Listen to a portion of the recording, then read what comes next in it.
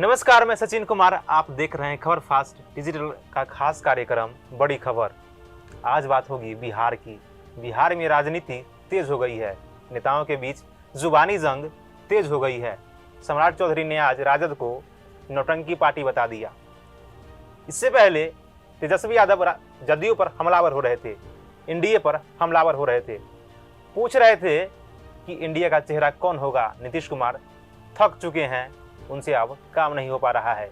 बिहार में गुंडागर्दी बढ़ गई है। लगे हाथ सम्राट चौधरी ने कहा था कि तेजस्वी 9वीं फेल है, उनको कुछ समझ में नहीं आता है। जीवन भर वह पानी पिलाते ही रह गए।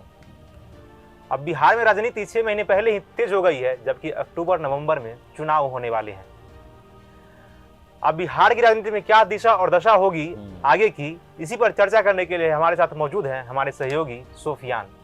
आप सोफियान, आपका बहुत बहुत स्वागत है।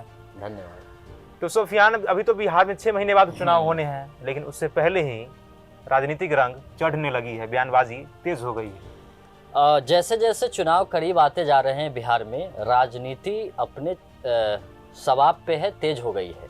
अभी सम्राट चौधरी ने आरजेडी पार्टी को नौटंकी वाली पार्टी कहा है, लेकिन सवाल ये है कि क्या तेजस्वी यादव, एनडीए के जो चेहरे हैं, नीतीश कुमार, बीजेपी ऐलान कर चुकी है कि एनडीए की तरफ से जो चेहरा होगा वो नीतीश कुमार की अगुवाई में ही बिहार एनडीए चुनाव लड़ेगा।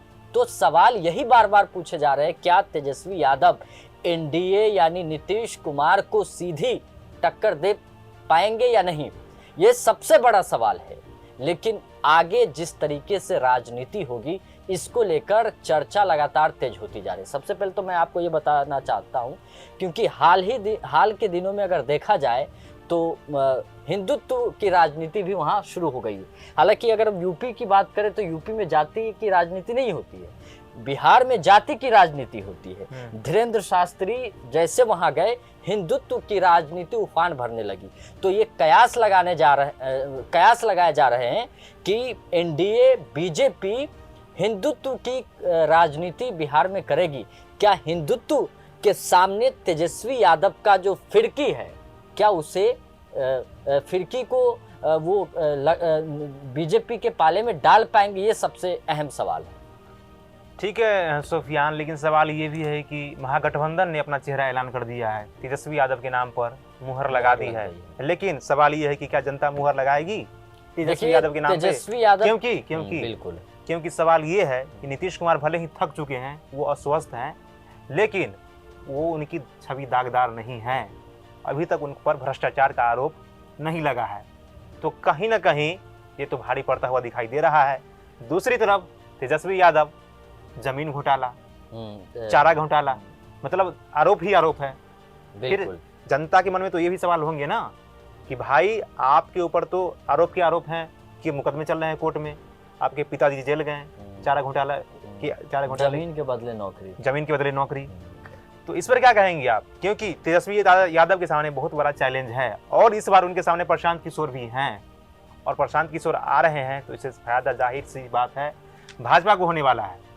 आप क्या कहते हैं? जाहिर सी बात है कि सचिन, कुछ महीनों में बिहार की राजनीति दिशा और सियासी आबो हवा बदलती जा रही है, क्योंकि एक तरफ एक नया चेहरा बनाने की कोशिश बिहार में की जा रही है कि कौन बिहार का नेतृत्व करेगा, कौन नई सरकार बनाएगा। क्योंकि एक तरफ प्रशांत किशोर ये कह रहे हैं कि भाई नीतीश कुमार तो अब पुराने हो चुके हैं, अब नए लोगों को मौका दीजिए। एक तरफ तेजस्वी यादव भी कह रहे हैं कि अब पुरानी गाड़ी में अब बिहार की जनता नहीं बैठेगी।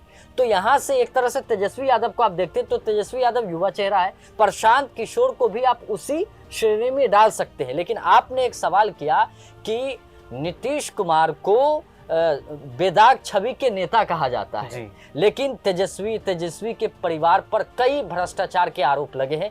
तो आप ये पूछ रहे हैं कि कैसे जनता के सामने वो एक्सप्लेन कर पाएगी, परिभाषित कर पाएगी, डिफेंस कर पाएगी। देखिए, आरजेडी लगातार जातीय राजनीति करती रही है, यादव और मुसलमान के जरिए। आपको ये मैं बताना चाहूँगा, आज से 4-5-6 महीने पहले तेजस्वी यादव ने किसी के बयान पर कहा कि अगर मुसलमान भाइयों को कुछ होगा तो ईंट से ईंट बजा देंगे। तो इसका मतलब क्या है, एम वाई समीकरण के जरिए आरजेडी राजनीति शुरू से ही करती आई है और सत्ता उसी के जरिए उनको मिलती रही आरजेडी को। लेकिन क्या ये तेजस्वी यादव ये बता पाएंगे कि हम साफ छवि के राजनेता है? हमारे परिवार पर जो भ्रष्टाचार के आरोप लगे हैं, मामला अदालत है, राहुल सवेनी कोर्ट में है और सीबीआई ईडी की छापेमारी हो रही है, तो क्या तेजस्वी यादव को जनता समझ चुकी है या तेजस्वी के अलावा भी बिहार में कोई चेहरा हो सकता है? ये गंभीर चर्चा बन चुका है। इसको लेकर बिहार की सड़कों पर, गलियों में आप जाएंगे, मोहल्ले में जाएंगे तो तेजस्वी यादव को बिहार की जो जनता कुछ हद तक तवज्जो दे रही है। लेकिन जो पढ़े लिखे हैं, जैसे टीचर्स हैं, जो शिक्षक हैं, वो ये कह रहे हैं कि नीतीश कुमार ही ठीक है। लेकिन अगर तेजस्वी यादव ये कहते हैं, जो 2005 के बाद जो ट्रेनी शिक्षक आए, कि अगर ओपीएस लागू होती है तो हम नीतीश कुमार को देंगे, लेकिन इधर तेजस्वी यादव ने 1 साल पहले बयान दिया था कि अगर हमारी सरकार आएगी तो ओपीएस लागू की जाएगी। तो अब ये सवाल है, शिक्षित और अशिक्षित के बीच बिहार की राजनीति घुमर रही है। लेकिन क्या धीरेन्द्र शास्त्री जैसे पंडितों के सामने तेजस्वी यादव टिक पाएंगे? जो हिंदुत्व की राजनीति बीजेपी की, उनके राजनीति के सामने तेजस्वी क्या अपने आप को एक्सप्लेन कर पाएगी? ये भी सवाल है। लेकिन तेजस्वी लगातार बीजेपी पर कटाक्ष कर रही है, नीतीश कुमार पर कटाक्ष कर रही है, कह रहे हैं कि इनकी मानसिक स्थिति अच्छी नहीं है। जाहिर सी बात है कि राजनीति में ये सब बयान होते रहते हैं। लेकिन हम थोड़ा इस पर भी बात करना चाहेंगे कि अगर तेजस्वी यादव इस बार अगर सरकार बनाते हैं या आरजेडी की सरकार बनती है तो क्या जनता को मिलेगा? क्या जनता आरजेडी की तरफ जा रही है? ये भी हमें समझने की जरूरत है। क्या एनडीए को मौका दे रही है या एनडीए में नीतीश कुमार की वजह से ही जनता एनडीए की तरफ जा रही है? ये अपने आप में सवाल है। लेकिन बिहार की जो सियासी धुरी है इस वक्त युवा चेहरे की तरफ जाती हुई नजर आ रही है। प्रशांत किशोर बार बार चुनावी कैंपेन कर रहे हैं, चुनावी जनसभाओं को संबोधित कर रहे हैं। जब वो जन स्वराज की पार्टी नहीं बनाए थे तो जब तैयारी कर रहे थे, गांव मोहल्ले में जा जाकर ये कह रहे थे कि आप अपनी चिंता नहीं कर रहे हैं तो कम से कम अपने बच्चों की भविष्य का चिंता कीजिए ना। और बहुत बड़ी बड़ी बातें कर रहे हैं। वो कह रहे हैं कि हमारी अगर सरकार बनती है, प्रशांत किशोर इस वक्त बिहार की राजनीति में तेजस्वी से कहीं ज्यादा चर्चाओं में है। वो ये कह रहे हैं कि हमारी सरकार अगर बनती है तो राइट टू रिकॉल, इसका जिक्र जयप्रकाश नारायण ने भी किया था। राइट टू रिकॉल का मतलब ये होता है कि जनता ये तय करेगी कि ये काम सही किया है या गलत, उसके हिसाब से अविश्वास प्रस्ताव पेश किए जाएंगे या किया जाएगा। जी, तो 1 मिनट, युवा चेहरा एक तरह से 2 है, प्रशांत किशोर और तेजस्वी यादव। तो सवाल ये है कि जनता प्रशांत किशोर की तरफ जा रही है, तेजस्वी यादव की तरफ जा रही है, या फिर नीतीश कुमार पर ही दाव लगाए? एक सवाल है सुफियान आपसे, आपने कहा किसकी तरफ जनता जा रही है, दोनों युवा चेहरा हैं। आज से लगभग कुछ महीने पहले बिहार में उपचुनाव हुए 4 सीटों पर। वहाँ जदयू भी चुनाव लड़ी, भाजपा भी लड़ी, भाजपा गठबंधन में, जदयू भाजपा गठबंधन, प्रशांत किशोर अकेले लड़े और राजद भी चुनाव लड़ी। वहाँ 4 सीटों पर पत्ता साफ, प्रशांत किशोर का भी, राजद का भी। 4 सीटों पर जीत किसकी हुई? जदयू की और भाजपा की। तो आप कैसे बोल सकते हैं कि जनता जो है आने वाले चुनाव में प्रशांत किशोर पर ही भरोसा जताएगी, राजद को मौका देगी, तेजस्वी यादव को मौका देगी, ताकि क्योंकि वो युवा चेहरा है? उपचुनाव के नतीजे तो कुछ और कहते हैं। लोकसभा चुनाव के परिणाम देख ले तो राजद की क्या दुर्गति हुई और वो आप जानते ही हैं। सफलता किसको मिली वो आपके सामने है। देखिए, तो फिर आप ये कैसे दावा कर सकते हैं? तेजस्वी यादव के सामने चैलेंज है, क्योंकि उनके ऊपर जो दाग, भ्रष्टाचार का जो दाग लगा है, लालू परिवार पर भ्रष्टाचार का जो दाग लगा है वो जनता भूली नहीं है। और सबसे बड़ी बात, लालू राज में जो मतलब बिहार में जो लूट कांड, डकैती, अपराध, ये सब जो बढ़ गया था, मतलब ये सब जनता के जहन में है, जनता भूली नहीं है, क्योंकि आज से 20 साल पहले ही ये सब घटना हो रही थी। तो नीतीश कुमार ने कहीं ना कहीं इस सब चीजों को दूर किया है उन्होंने, तभी जनता ने उन्हें लगातार 4थी बार सीएम बनाया है। हालांकि वो 9 बार शपथ ले चुके हैं, लेकिन ये उनका 4था कार्यकाल है। अगर 2005 से अगर 25 तक की अगर देखें तो आप ये कैसे बोल सकते हैं कि प्रशांत किशोर को जनता मौका दे देगी? देखिए, उपचुनाव के नतीजे कुछ और कहते हैं। बिल्कुल सचिन, देखिए, स्टूडियो में बात करना और जमीनी स्थिति को पढ़ना, समझना, लोगों से संवाद करना, ये बहुत जरूरी है। संवाद अगर मैं आपको मैं फैक्चुअल बता रहा हूँ ना। बताइए। आप उपचुनाव हुए, उसमें तो चारों में भाजपा जदयू बाजी मार ले गई। राजद शून्य पे, लेकिन प्रशांत किशोर शून्य पे। आगामी विधानसभा चुनाव, देश भर में जितनी भी विधानसभा चुनाव होते हैं वो उसके अलग नियम कायदे होते, अलग रणनीतियां बनती। मैं आपको बताना चाहूंगा कि लोकसभा चुनाव में बीजेपी की स्थिति खराब हो गई। कहाँ? यूपी में सपा को सीटें आई 36 से 37 सीटें, सांसदीय सीटें आई है सपा को, तो सपा का मनोबल बढ़ा और उपचुनाव में सपा मात्र 2 सीटें लाई। क्यों? आप ये तय नहीं कर सकते हैं या हम नहीं तय कर सकते हैं, ये जनता तय करेगी। मैं आपको बताना चाहूंगा नीतीश कुमार के खिलाफ जो पढ़े लिखे युवक है वो लगातार गंभीर हो चुके हैं और कहीं ना कहीं नाराजगी भी जाहिर इसीलिए कर रहे हैं क्योंकि नीतीश कुमार जब से सत्तासीन हुए, जब से बिहार की सत्ता में आए हैं, वो महिलाओं को आगे बढ़ाने की कोशिश कर रहे हैं और ये अच्छी बात है। लेकिन युवाओं की स्थिति बिहार में क्या है? क्या युवाओं को महिला के बनिस्बत नौकरियां मिल रही है?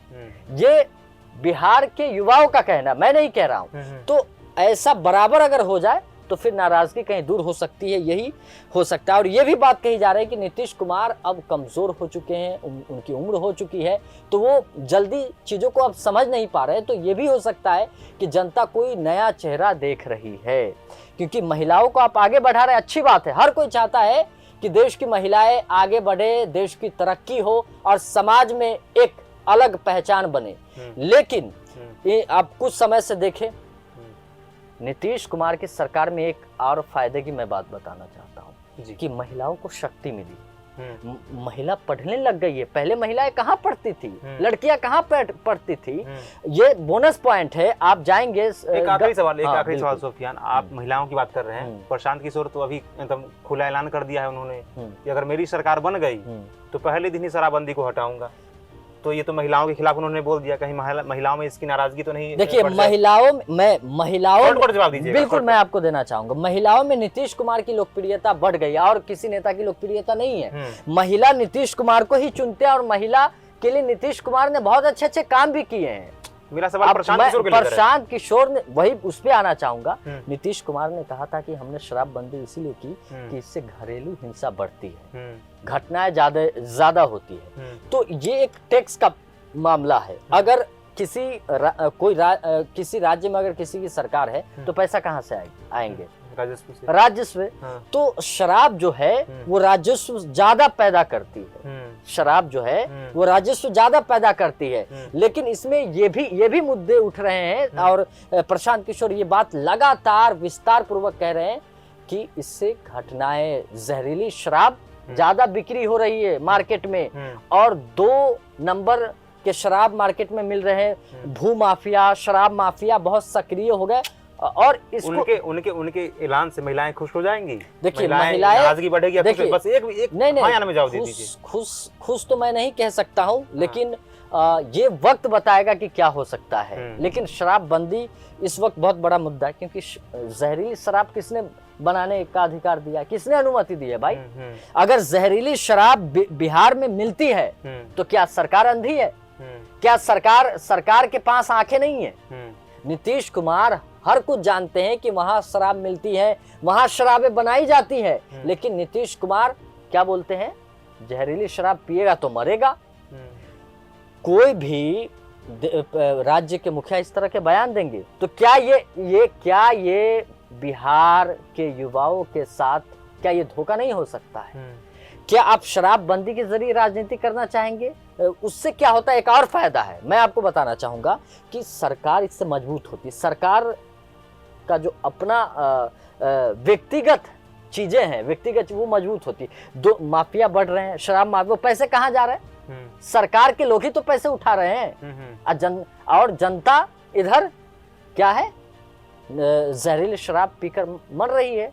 तो प्रशांत किशोर ने अगर ये बयान पिछले कई महीनों से ये बयान दे रहे हैं, अगर शराबबंदी बिहार में होती है तो ये दो तरह की बातें इनमें होंगी। पहली बात यह है कि शराब माफिया है वो साफ खत्म हो जाएंगे और दारू की क्वालिटी भी बढ़ सकती है। लेकिन शराब की नीति कैसे बनेगी, ये सबसे बड़ा सवाल है। क्या शराबबंदी को बिहार की जनता स्वीकार करेगी? बताइए। और भी आपके कोई सवाल है? बिहार की राजनीति पर ही चर्चा हो तो बेहतर है। जी सुफियान, अभी से 6 महीने बाद विधानसभा चुनाव है, लेकिन राजनीतिक बयानबाजी तेज हो गई है।